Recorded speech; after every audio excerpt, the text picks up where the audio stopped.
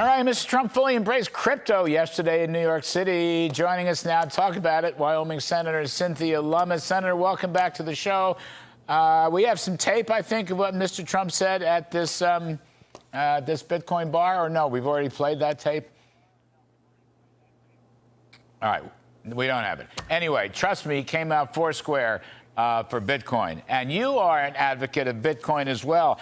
Tell us about it. I don't know why anybody would be opposed to Bitcoin or crypto.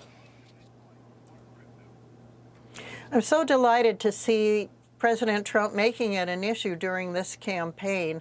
The Republican convention touted policies that are favorable towards Bitcoin and other digital assets. The president is highlighting it. He showed up at Nashville Bitcoin 2024 in support of a Bitcoin strategic stockpile. And yesterday, as you said, in New York City, he made his first transaction for food with Bitcoin.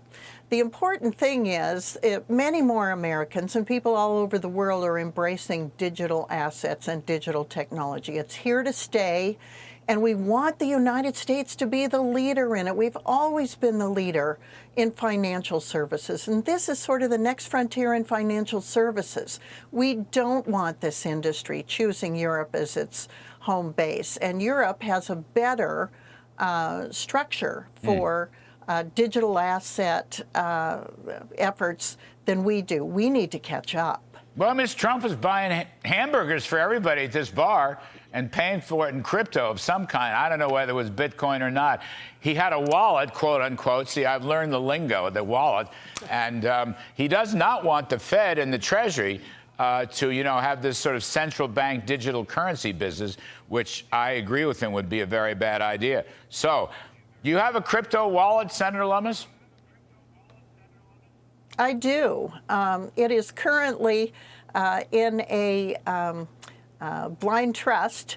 I was taking some criticism for owning Bitcoin while I was advocating for Bitcoin. So I put it in a blind trust. But yes, I put that wallet in a blind trust, and it's on ice until I'm done being in the United States Senate.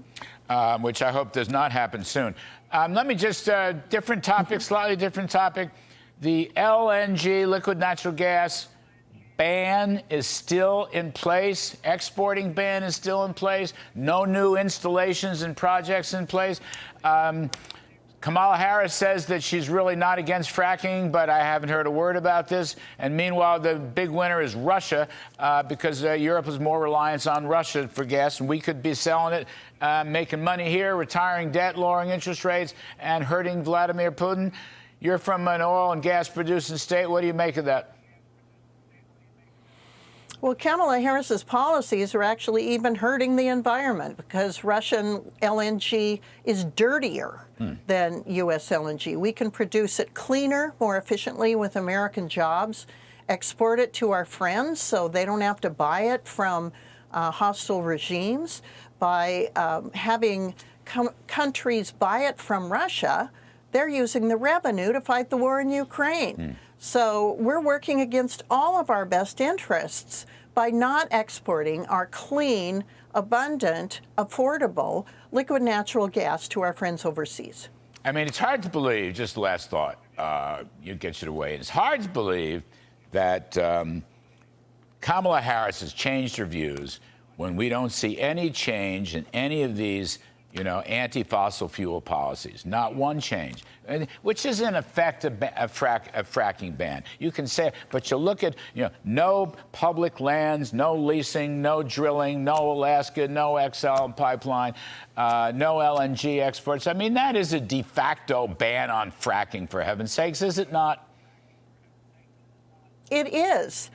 No secure border, no keeping fentanyl out of this country, no keeping human trafficking out of this country, no protecting people from vaccine injuries or accounting for it, not being transparent.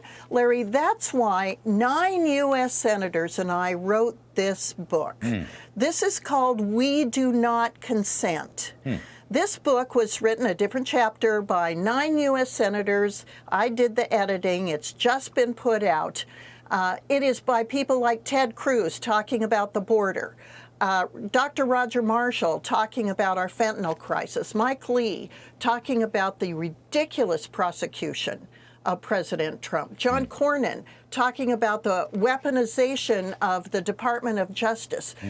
Dan Sullivan talking about these ridiculous energy policies that are hurting states like Wyoming and Alaska disproportionately. And the list goes on. Marsha Blackburn talking about our culture wars and how absurd it is to let men play women's sports. Great. This book is available under We Do Not Consent 2024.com. So I hope that your listeners will go check out We Do Not Consent 2024.com. All right. 9 chapters written by U.S. senators. Thank you, Senator Cynthia Lummis. Go out and get the book. Thank you very much. Appreciate it.